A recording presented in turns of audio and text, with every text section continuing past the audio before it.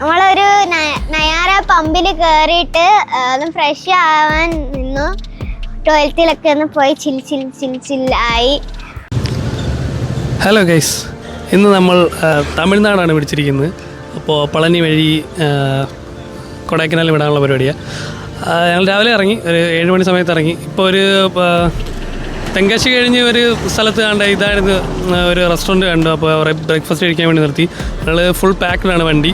XUV-ൽ ഒരു 7 പേര്, പിന്നെ ബാക്കി പിള്ളേർ 3 പേര്, അങ്ങനെ നിറഞ്ഞു പോവാണ് വണ്ടി.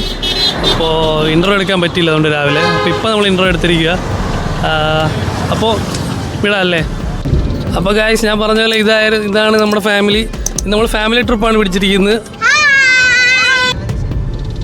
അപ്പോൾ ഒരു ഹാഫ് ആൻ അവർ ബ്രേക്ക്ഫാസ്റ്റിന് ശേഷം നമ്മൾ വീണ്ടും ഡ്രൈവ് തുടങ്ങിയായിരുന്നു. അത് കഴിഞ്ഞ് കിട്ടിയ റോഡ് ഇങ്ങനത്തെ ഒരു റോഡായിരുന്നു. നമുക്ക് ഹൈവേ നോക്കിയാണ് നമ്മൾ വണ്ടി പൊയ്ക്കൊണ്ടിരുന്നത്. പക്ഷെ ഹൈവേ കിട്ടിയില്ല. നമ്മൾ ഹൈവേ ഇല്ലാതെ ഇങ്ങനൊരു റോഡ്, പക്ഷെ റോഡിന് ഒരുപാട് തിരക്കില്ലാത്ത റോഡാണ്. പിന്നെ നല്ല വ്യൂ ഉണ്ടായിരുന്നു. 2 സൈഡിലും ഇതുപോലുള്ള ഒന്നെങ്കിൽ നെൽപ്പാടം അല്ലെങ്കിൽ ഈ മലനിര, കിടിലം വ്യൂ ആയിരുന്നു. ഈ വ്യൂ കണ്ട് ഞങ്ങൾ കുറേ ദൂരം വണ്ടി ഓടിച്ചു. അതുകൊണ്ട് നമ്മൾ ഒരുപാട് സ്പീഡ് കിട്ടില്ല, ഒരു 60 പിടിച്ച് ഈ ഒരു വ്യൂ കണ്ട് കുറേ ദൂരം വണ്ടി ഓടിച്ചു. പിള്ളേരെന്തായാലും കുറേ നേരം ഈ വ്യൂ കണ്ടുകൊണ്ടിരുന്നപ്പോഴത്തേക്കും ചോദിച്ചു തുടങ്ങി, പളനി എത്തിയോ, പളനി എത്താറായോ, എത്ര സമയമുണ്ട്. മാപ്പ് നോക്കിയിട്ട് പിള്ളേർക്ക് മനസ്സിലാവുന്നില്ല. അതുകൊണ്ട് എൻ്റെ അടുത്ത് ചോദിച്ചുകൊണ്ടിരിക്കുക എത്ര സമയമുണ്ട് ഇനി എത്താൻ. എന്തായാലും നമ്മൾ അവരെ പറഞ്ഞ് സമാധാനിപ്പിച്ചിട്ട് പിന്നെ കുറച്ച് കഴിഞ്ഞപ്പോൾ അവർ ഉറങ്ങി കുറച്ച് നേരം. പിന്നെ തമിഴ്നാട് വഴി പോകുമ്പോൾ നമുക്ക് ഈ ഒരു നെൽവയൽ മാത്രമല്ല കാണാൻ പറ്റുന്നത്, പല പല കൃഷികൾ 2 സൈഡിലും കാണാം. ചിലപ്പോൾ ഇതായിരിക്കും നെൽവയലായിരിക്കും, ചിലപ്പോൾ ഇതുപോലെ കരിമ്പായിരിക്കും, പിന്നെ കുറച്ച് കഴിയുമ്പോൾ തെങ്ങും തോട്ടമായിരിക്കും. അങ്ങനെ ഇങ്ങനെ ഓരോന്നിങ്ങനെ മാറി മാറി വരും. അതുകൊണ്ട് നമ്മളിങ്ങനെ നോക്കി പോയി ഏതൊക്കെയാണ് ഉള്ളത്, ഏതൊക്കെ കൃഷികളാണ് അവർ ചെയ്തുകൊണ്ടിരിക്കുന്നത്, ഇങ്ങനെ നോക്കിയാണ് വണ്ടി വിട്ടുകൊണ്ടിരിക്കുന്നത്. അങ്ങനെ നമ്മൾ കുറച്ചുകൂടെ പോയപ്പോഴത്തേക്കും ഏതോ ഒരു ടൗൺ എത്തി. ഈ തമിഴ്നാട്ടിലൂടെ പോകുമ്പോൾ നമുക്ക് അനുഭവപ്പെട്ടിട്ടുണ്ടോ എന്ന് അറിയത്തില്ല. മെയിൻ പ്രശ്നം ഇതാണ്, നമുക്ക് ഏത് ടൗണിലെത്തിയാലും നമുക്ക് ബോർഡ് വായിക്കാൻ പറ്റാറില്ല. ചില ബോർഡുകൾ മാത്രമേ അവർ ഇംഗ്ലീഷിൽ എഴുതിയിട്ടുള്ളൂ. അതുകൊണ്ട് ബോർഡ് നമുക്ക് മനസ്സിലായില്ല. അതുകൊണ്ട് ഏതാ സ്ഥലമെന്ന് അറിയാൻ വയ്യ. പിന്നെ നമ്മൾ ഫ്രണ്ടിലോട്ട് പോയപ്പോഴാണ് ഈ ഒരു സ്പോട്ട് എത്തിയത്.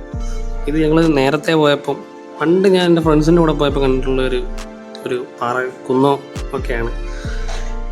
ഇവിടെ ഞങ്ങൾ അന്ന് നിർത്തിയിട്ട് ഞങ്ങൾ ഫോട്ടോ എടുത്തായിരുന്നു. ഇപ്രാവശ്യം ഞങ്ങൾ വെയിലും പിന്നെ അത്യാവശ്യം എല്ലാവരും ഒന്ന് ടയേർഡും ആയതുകൊണ്ട് നിർത്തിയില്ല, നേരെ വിട്ടു. കണ്ടോ, ഞാൻ പറഞ്ഞില്ലേ പിള്ളേരെല്ലാം ഉറങ്ങി. പിള്ളേർ 2 പേരും 3 പേരും ഉറങ്ങി. ഞങ്ങൾ തന്നെ ഓക്കെ, സ്ട്രോങ് ആണ്. ഞങ്ങൾ അവിടെ എത്തുന്ന കാര്യവും ചർച്ച ചെയ്തുകൊണ്ട് കുടുംബകാര്യങ്ങളെ ചർച്ച ചെയ്ത് ഇങ്ങനെ പൊയ്ക്കൊണ്ടേയിരിക്കുക. പിന്നെയാണ് നമുക്ക് ആ ഹൈവേ കിട്ടിയത്. ഇത്രയും നേരം ഞങ്ങൾ മാപ്പിൽ തപ്പിക്കൊണ്ടിരുന്ന ഈ ഹൈവേ ആയിരുന്നു. അവസാനം ആ ഹൈവേയിൽ വന്ന് കയറി. പക്ഷേ ഇപ്പം സൈഡിലൊന്നും കൃഷിയൊന്നുമില്ല. മിക്കവാറും ഇതിൻ്റെ ഒരു തരിശ് ഭൂമി ഇങ്ങനെ നീണ്ടു നിറഞ്ഞ് കിടക്കുക. പക്ഷെ ഫ്രണ്ടിലും ഈ സൈഡിലും കിടിലം വ്യൂ ഉണ്ട്. ഈ മലനിരയുടെ വ്യൂ ഉണ്ട്. മലനിരയുടെ വ്യൂ അത് അടിപൊളി ഒരു വ്യൂ ആയിരുന്നു. അത് കണ്ട് പിന്നെ ഞങ്ങൾ ഈ റോഡെത്തിയപ്പോഴാണ് ഞാൻ കുറച്ചുകൂടെ ഒന്ന് സ്പീഡാവാൻ പറ്റിയത്. നമുക്ക് ആ ഒരു കുറച്ച് കിലോമീറ്റർ കവർ ചെയ്തെന്ന് തോന്നിയത് ഈ റോഡ് 4 ലൈനിൽ പോയി തുടങ്ങിയപ്പോഴാണ്. ഈ ട്രിപ്പിനെ പറ്റി പറയാനുള്ളത് 2 വാക്ക്. വളരെ വളരെ ആവേശകരമായ ഒരു ഹൈവേ കിട്ടിയതല്ലേ? അതെ അതെ അതെ ഹൈവേ റോഡിന് അതെ എത്രയും പെട്ടെന്ന് നമ്മൾ പള്ളി എത്താൻ വേണ്ടി ഇപ്പോൾ 120 കിലോമീറ്റർ സ്പീഡിലാണ് നമ്മൾ സഞ്ചരിച്ചുകൊണ്ടിരിക്കുന്നത്. അത് 140ലേക്ക് ഞങ്ങളിപ്പോൾ കടക്കുന്നതായിരിക്കും. വളരെ നല്ല യാത്ര, വളരെ ഇഷ്ടപ്പെട്ടു. നല്ല റോഡുകൾ, നല്ല സ്ഥലം, പ്രകൃതി ഭംഗി. അപ്പോൾ പെട്ടെന്നൊന്ന് എല്ലാവരും ഒന്ന് പരിചയപ്പെടുത്തരാം. ഇപ്പോൾ സംസാരിച്ചാണ് എൻ്റെ വല്യച്ഛൻ. ഈ പുറകെ ഇരിക്കുന്നത് വല്യമ്മച്ചി. ഇത് ചേട്ടൻ വണ്ടി ഓടിച്ചുകൊണ്ടിരിക്കുന്നത്. ചേട്ടൻ്റെ വൈഫാണ് പുറകെ ഇരിക്കുന്നത്. പിന്നെ എൻ്റെ വൈഫ് ഏറ്റവും പുറകിലുണ്ട്. പിന്നെ ഒരു ചേട്ടൻ്റെ വൈഫും കൂടെ ഉണ്ട്. അപ്പോൾ അതാണ് ബാക്കി അവരുടെ എല്ലാ മക്കൾ. ഇതുകൊണ്ട് ഒരാൾ കിടന്നുറങ്ങുന്നു. സോ അതാണ്. പിന്നെ നമ്മൾ ഒരു ഉച്ചയോടെ എത്തിക്കാണും ഈ ഒരു ഹൈവേ തന്നെ കുറച്ച് വീടുകളൊക്കെ ഉള്ള ഒരു തരിശുഭൂമിയൊക്കെ മാറി വീടുകളൊക്കെ ഉള്ളൊരു സ്ഥലം എത്തിയത്. കണ്ടു കഴിഞ്ഞാൽ ഇവിടുന്ന് നോക്കുമ്പം എല്ലാ വീടുകളും ഒരേപോലെയൊക്കെ ഇരിപ്പുണ്ട്. അത് ഞാൻ ആലോചിച്ചുകൊണ്ടിരുന്നു. എല്ലാ വീടും നമ്മുടെ കേരളത്തിലെ വീടുകൾ വെച്ച് നോക്കുമ്പോൾ അവിടുത്തെ കൺസ്ട്രക്ഷൻ നല്ല വ്യത്യാസമാണ്. നമ്മുടെ കൂട്ട് അത്ര മിനുക്ക് പണികളും ഒരു പുറത്തുനിന്ന് കാണുമ്പോൾ ഉള്ള ഒരു ലുക്കിനും വേണ്ടിയൊന്നും അവരത്ര ഇതാക്കാറില്ല. അതുകൊണ്ടാണെന്ന് തോന്നുന്നു വീടുകളെല്ലാം ഏകദേശം ഒരുപോലെ ഇരിക്കും. പിന്നെ വീണ്ടും മലനിരകൾ, പിന്നെ കൃഷിയുള്ള സ്ഥലങ്ങൾ കുറഞ്ഞു, കൂടുതലും തരിശു ഭൂമിയായി. പക്ഷെ പുറമുള്ള ബാക്ക് ഡ്രോപ്പിലുള്ള മലനിരകളാണ് സ്റ്റിൽ സെറ്റാണ്. ആക്ച്വലി ഈ ഒരു സമയമായപ്പോഴത്തേക്കും നേരത്തെ പിള്ളേരായിരുന്നു എത്തിയോന്ന് ചോദിച്ചുകൊണ്ടിരുന്നത്. ഇപ്പോൾ ബാക്കിയുള്ളവരും ചോദിക്കാൻ തുടങ്ങി എന്തായി ദൂരമൊന്നും. പിന്നെ ഞങ്ങൾ ഉച്ചയ്ക്കത്തെ ലഞ്ച് നമുക്ക് മുടങ്ങി. നമ്മൾ പളനി എത്താനുള്ളൊരു ഇതിൽ പൊയ്ക്കൊണ്ടിരുന്നതുകൊണ്ട് നടന്നില്ല. പിന്നെ ഞങ്ങളൊരു സൈഡിലൊന്ന് ഒതുക്കി ഡിണ്ടുകൾ കഴിഞ്ഞിട്ട് ഞങ്ങളൊരു ലെഫ്റ്റ് എടുത്തൊരു കുറച്ചൊരു ചെറിയ റോഡിലോട്ട് കയറി. അവിടെ കയറിയപ്പോഴത്തേക്കും പിള്ളേരെൻ്റെ നിന്ന് മൈക്ക് തട്ടിപ്പറിച്ചു. പക്ഷെ ആ സമയത്ത് മൈക്ക് ഓൺ ആക്കിയില്ലായിരുന്നു. അതുകൊണ്ട് ഈ പറഞ്ഞൊന്നും റെക്കോർഡായില്ല. അവർ കാര്യമായിട്ട് എന്തൊക്കെയോ പറയുന്നുണ്ടായിരുന്നു. പക്ഷെ അവരുടെ സംസാരം അറിയാമല്ലോ. നേരത്തെ വീഡിയോ ഇട്ടിട്ടുണ്ട്, നിങ്ങൾ കണ്ടിട്ടില്ലെങ്കിൽ ആ ഷോർട്സ് ഒന്ന് കണ്ടാൽ മതി. അവരെന്നേക്കാളും അടിപൊളിയായിട്ട് ഇൻട്രൊഡക്ഷനും അടിപൊളിയായിട്ട് സംസാരിക്കുകയും ചെയ്യും. അവരാണ് ആക്ച്വലി കറക്റ്റ് വ്ളോഗേഴ്സ്. ഇവിടെ നിന്ന് നമ്മൾ കുറച്ച് നേരം ഫോട്ടോസ് എടുത്തു. പിന്നെ എല്ലാവരും റിലാക്സായി. ചേട്ടനും കുറേ നേരമായിട്ട് ഓടിക്കുമായിരുന്നു. ചേട്ടൻ ഇത്രയും ദൂരം അങ്ങനെ ഓടിക്കാറില്ല. അപ്പം ചേട്ടനും കുറച്ച് ഡിണ്ടുകൾ വരെ 4 ലൈൻ ഹൈവേ ഉണ്ടായിരുന്നു. അപ്പം ഡിണ്ടുകൾ കഴിഞ്ഞിട്ട് ഞങ്ങൾ കണ്ട് ഇപ്പോൾ ഒന്ന് അകത്ത റോഡിലോട്ട് കയറി. ഒരു ചെറിയ റോഡാണ്. അപ്പോൾ നമ്മുടെ പിള്ളേരെല്ലാം ഇവിടെ ഉണ്ട്. കണ്ടേ, ജാനകിയുണ്ട്, നിധിയുണ്ട്, പിന്നെ ബാക്കിയെല്ലാം അവിടെ നിൽപ്പുണ്ട്. വണ്ടി ഒന്ന് ഒതുക്കിയിട്ട് ഞങ്ങളൊന്ന് റിലാക്സ് ചെയ്യുകയാണ്. റോഡിലോട്ട് ഇറങ്ങല്ലേ. അനുവിനൊന്നും വയ്യ, ബാക്ക് സീറ്റിലിരുന്ന് വയ്യാതിരിക്കുന്ന അനുവിൻ രാജേച്ചിയും ജഗ്ഗു അപ്പോഴേ വണ്ടിയുടെ മണ്ടേ കയറി. ഹായ് പറ, ഹായ്, ഹലോ. നമ്മുടെ വ്യൂവേഴ്സിന് ഹായ് പറല്ലേ.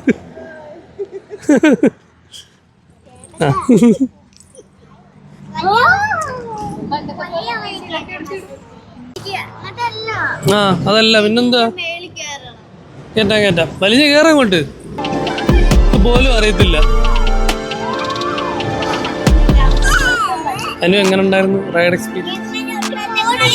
കൊള്ളാം, പക്ഷേ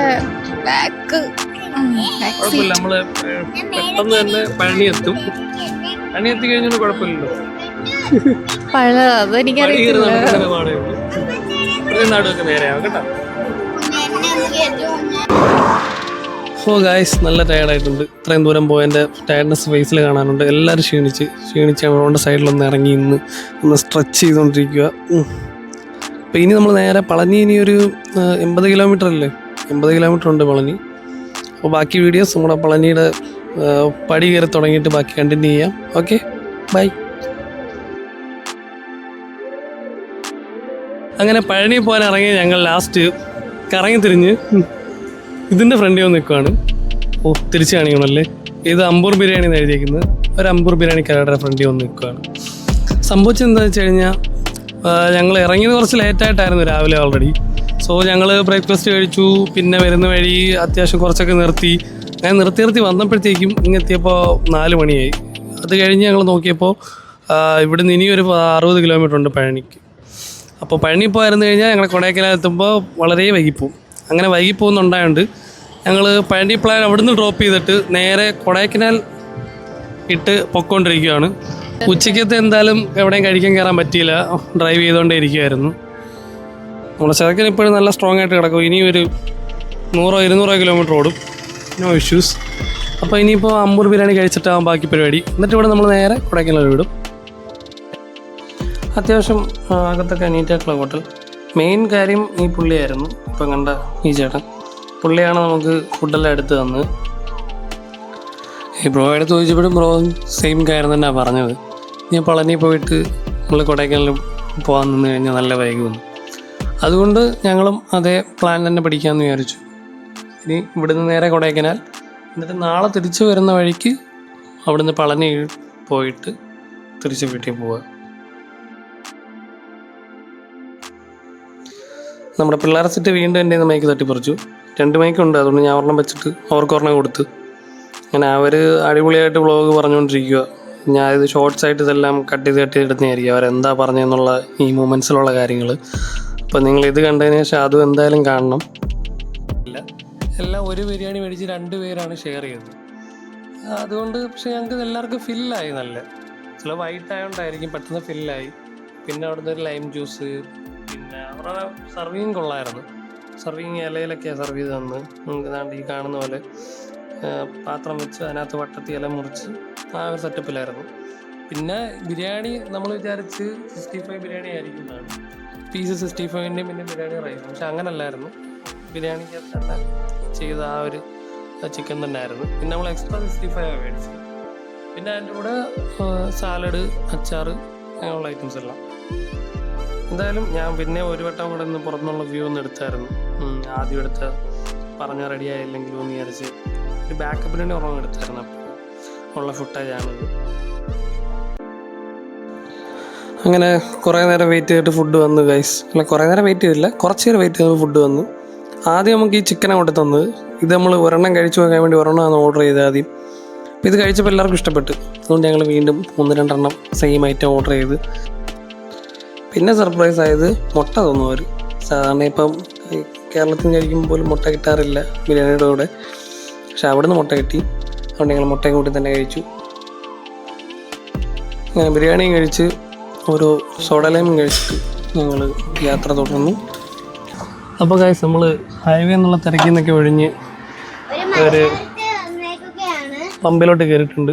ഇനി നമുക്ക് നേരെ ഒരു എത്ര കിലോമീറ്റർ, ഒരു 50 കിലോമീറ്റർ ഉണ്ട്.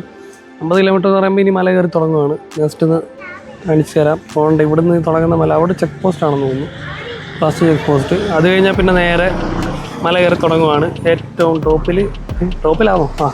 അവിടെ ആണ് കൊടൈക്കനാൽ. അപ്പൊ ഗൈസ്, നമ്മൾ പമ്പിലൊക്കെ ഇറങ്ങി ഒന്ന് ഫ്രഷ് ആവാൻ വേണ്ടി നിന്നിട്ടുണ്ട്. അവിടെ ചെക്ക് പോസ്റ്റ് ആണ്, അവിടെ ഫുള്ള് മലയാണ് കേട്ടോ. നമ്മളൊരു നയാറ പമ്പിൽ കയറിയിട്ട് ഒന്ന് ഫ്രഷ് ആവാൻ നിന്നു. ടോയ്ലറ്റിലൊക്കെ ഒന്ന് പോയി ചില്ലായി. ഓക്കെ, അപ്പോൾ ഇത്രയേ ഉള്ളൂ. ബാക്കി വിശേഷങ്ങൾ നമുക്ക് കൊടൈക്കനാലിൽ പോയിട്ട് കാണാം. ബൈ. നിതിമോളും ജാനകിയും ഇപ്പോൾ എൻ്റെ ഒഫീഷ്യൽ യൂട്യൂബ് വ്ളോഗിങ് പാർട്ട്നേഴ്സ് ആയി കഴിഞ്ഞു ഈ ഒരു ട്രിപ്പോട് കൂടി. എന്നിട്ട് ഇവിടെ കുറച്ച് ഫോട്ടോ എടുക്കാനുള്ള സ്പോട്ടും ഉണ്ടായിരുന്നു. നമ്മൾ ലൈറ്റ് പോകുന്നൊരു ടൈം ആയതുകൊണ്ട് അത് പോകുന്നതിന് മുമ്പ് കുറച്ച് ഫോട്ടോസ് ഇവിടെ നിന്ന് തന്നെ എടുത്ത്. ഇനിയിപ്പോൾ നൈറ്റ് അവിടെ ചെന്നിട്ട് എന്തായാലും ഫോട്ടോ എടുപ്പോൾ നടക്കത്തില്ല. അതുകൊണ്ട് ഇവിടെ നിന്ന് ഫോട്ടോ എടുത്തു കുറേ. ഇവിടെ നല്ല ലൈറ്റായിരുന്നു, കറക്റ്റ് ഒരു 5 മണി സമയത്തുള്ളൊരു ഗോൾഡൻ അവർ ലൈറ്റ് കിട്ടി. അപ്പം ഗായ്സ്, ഇതായിരുന്നു ഞങ്ങളുടെ കൊടൈക്കനാൽ റൈഡിൻ്റെ ഫസ്റ്റ് ഡേ. പിന്നെ ഞങ്ങൾ മുകളിലോട്ട് കയറിയതും ഇരുട്ടായി. നൈറ്റ് ഒരു 9:30 ആയപ്പോഴത്തേക്ക് ഞങ്ങൾ റൂമിലെത്തി. റൂം അടിപൊളിയായിരുന്നു, ഞങ്ങൾ ഇത്രയും ഒട്ടും പ്രതീക്ഷിച്ചില്ല. അപ്പോൾ ബാക്കി വിശേഷങ്ങൾ അടുത്ത വീഡിയോ കാണാം. Bye from Anandu's way.